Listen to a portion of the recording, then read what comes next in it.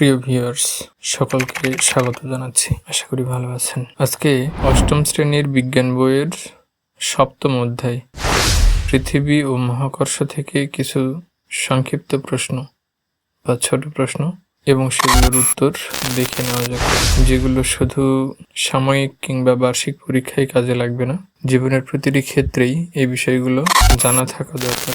এগুলো বিভিন্ন চাকরির পরীক্ষায়ও প্রায়শই এসে থাকে। চলুন শুরু করি। দুটি বস্তু কণার মধ্যকার আকর্ষণ বলের মান কিসের উপর নির্ভর করে?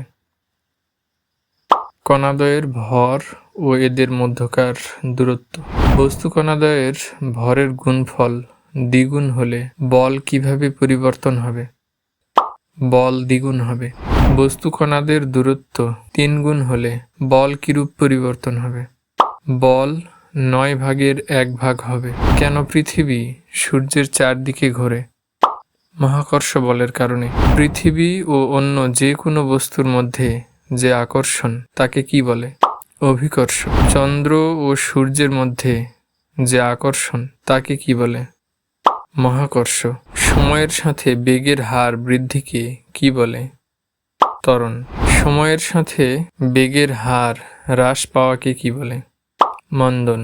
অভিকর্ষ ত্বরণ কি?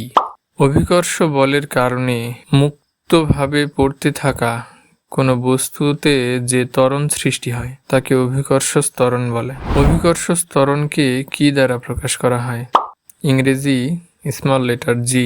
জি এর আদর্শ মান কত? 9.8 মিটার প্রতি সেকেন্ড। ভর কি? ভর হলো কোনো বস্তুতে পদার্থের পরিমাণ, অবস্থান, আকৃতি ও গতি পরিবর্তনের প্রভাব পড়ে না কিসের উপর? ভরের উপর। ভরের আন্তর্জাতিক একক কি? কেজি বা কিলোগ্রাম। কোথায় বস্তুর ওজন 0? পৃথিবীর কেন্দ্রে। চাঁদে বস্তুর ওজন পৃথিবীর কত গুণ? 6/1 গুণ। বস্তুর ওজন কোথায় সবচেয়ে বেশি? 2 মেরুতে। কোথায় বস্তুর ওজন সবচেয়ে কম? বিষুবীয় অঞ্চলে। 1 কেজি ওজনের কোনো বস্তুর ওজন মেরু অঞ্চলে কত হবে? 9.83 নিউটন। 1 কেজি ওজনের কোনো বস্তুর ওজন বিষুবীয় অঞ্চলে কত হবে? 9.78 নিউটন। 1 কেজি ওজনের কোনো বস্তুর ওজন ক্রান্তীয় অঞ্চলে কত হবে? 9.79 নিউটন। ওজনকে কেন নিউটন এককে পরিমাপ করতে হবে? কারণ ওজন এক প্রকার বল। বিভিন্ন স্থানে বস্তুর ওজন ভিন্ন হয় কেন? পৃথিবীর আকৃতি ও আইনিক গতির কারণে। পাহাড়ে বস্তুর ওজন কমে কেন?